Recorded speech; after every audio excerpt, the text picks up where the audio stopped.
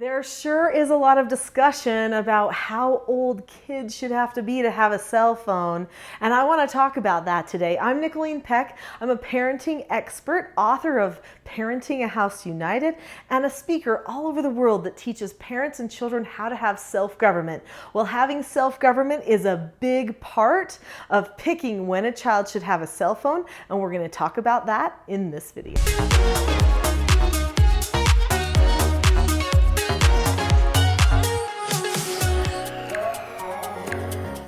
So how old should kids be to have a cell phone? Well, what if it's not about age at all? There's two different ways that we can look at this. We can make an age argument, or we could make a readiness argument. So let's look at the age argument. Why do people think that children need cell phones by certain ages? Well, because schools start doing convenient things like putting assignments and different things on there, or start telling them, oh, look this up, or you can access this on this web page or whatever. And so they start making it seem like that a cell phone or some sort of a device that they've got with them all the time is really important for school success. Also, where are all the pay phones? Whatever happened to giving a child a quarter? Okay, that was a million years ago. I realize that was back when I was a child. I remember when it changed from being a dime to a quarter. That's how old I am. But anyway, we can't do that anymore. So we worry, right? We think, okay, well, when our child is going to be out a little bit more, then they probably need to have a cell phone to be safe, right? I mean, that's a pretty good age argument to make. And we also want to make sure that we can keep track of them a little bit more, just because there's so much more freedom of movement that happens nowadays, people going every which way. It helps us keep tabs on our children. So we feel like there's a safety concern, especially once they reach a certain age, especially once they get in those adolescent years.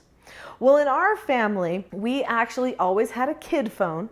This was a phone that was actually, we called it the dumb phone because it definitely wasn't a smartphone. It was a flip phone, didn't have access to the internet or data or anything like that, but they could make calls and get a text. And this phone was our phone, the parents' phone. And so the children had use of the phone sometimes. They could borrow the phone if they needed to go on a babysitting job, or if they were going to go to a friend's house and we needed to contact them. Especially the use of this kid phone started happening around the age of 16 when our children would get their driver's licenses. So that was how we handled the age situation with the phones. So now the readiness argument.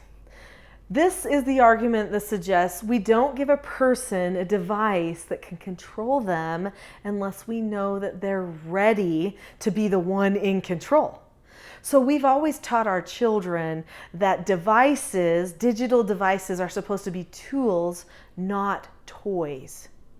So what that means is they need to see this thing as something that's going to be respected, something that they are going to govern over. Because a tool, if it is not respected, if it is not kept within the right boundaries and used properly, can easily hurt somebody, right? So if you treat a tool as a toy, that thing could very easily get in a position where it could hurt you. I was talking to a father the other day, and he said, you know, I don't know what to do because we're in a divorce situation and their mother wants them to have cell phones so that she can talk to all of them all the time.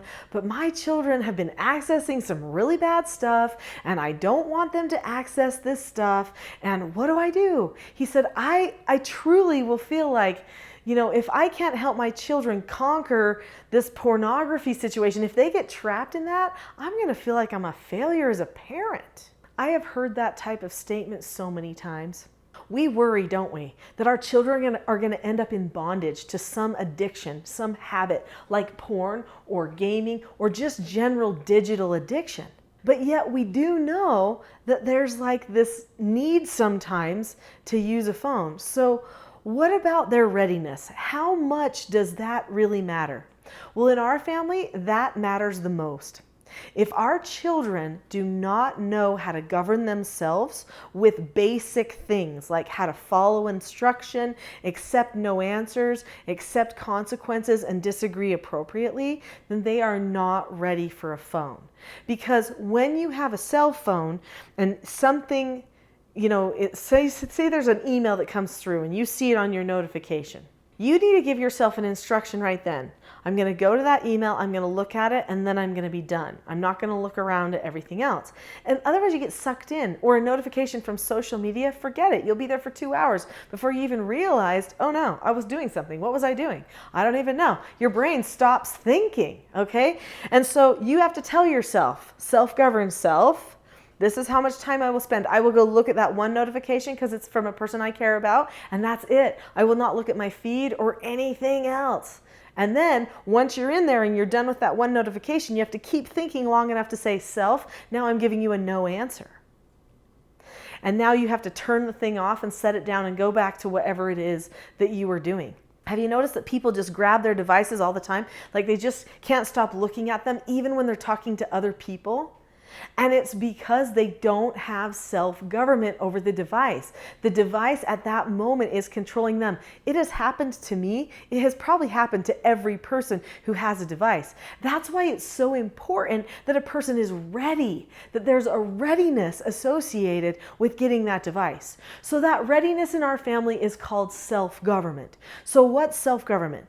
Self-government is being able to determine the cause and effect of any given situation and possessing a knowledge of your own behaviors so that you can control them. So what that means is you do make those plans ahead of time of what you want to accomplish, and then you make yourself follow through so that you get the desired result that you're looking for, and you stay in the ultimate position of freedom. Freedom over your own cravings, freedom over other devices or people controlling you, which all equate to bondage. So when my children are good at following my instructions, accepting my no answers, disagreeing appropriately with me when they have a concern, then I know that they will be good at giving themselves instructions, giving themselves no answers, and disagreeing appropriately, potentially even with the devices, saying, no, you know what, I'm not going to be doing that because da-da-da-da. And they will make sure that they are not held in bondage to those devices. Now, when a child first gets a device, you still have to have oversight.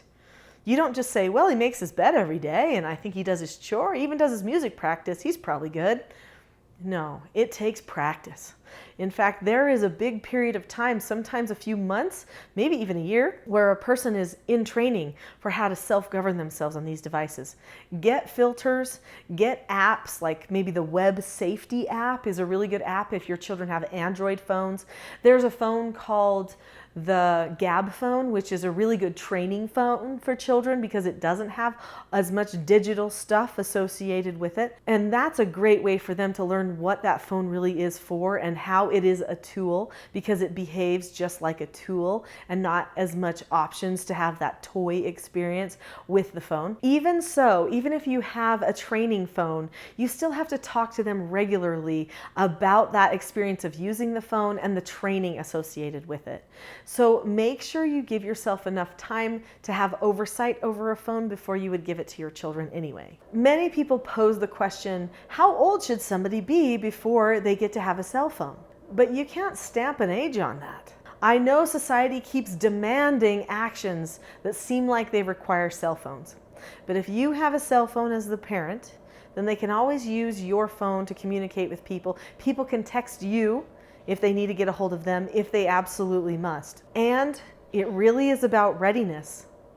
They are not ready if they can't control themselves, no matter how old they are. And I also caution you about using a cell phone with a child too young, because the prefrontal cortex of the brain grows and grows over time, and that's the part that helps the person do discernment. So the prefrontal cortex is not fully developed until a person is between the ages of 18 and 26 years old. I know that what we've shared is not going to make the children happy. In fact, some of them might even get upset. So it's important to know and to have skills for how to deal with them when they choose to get upset. They need to learn self-government in all things, not just with the phone.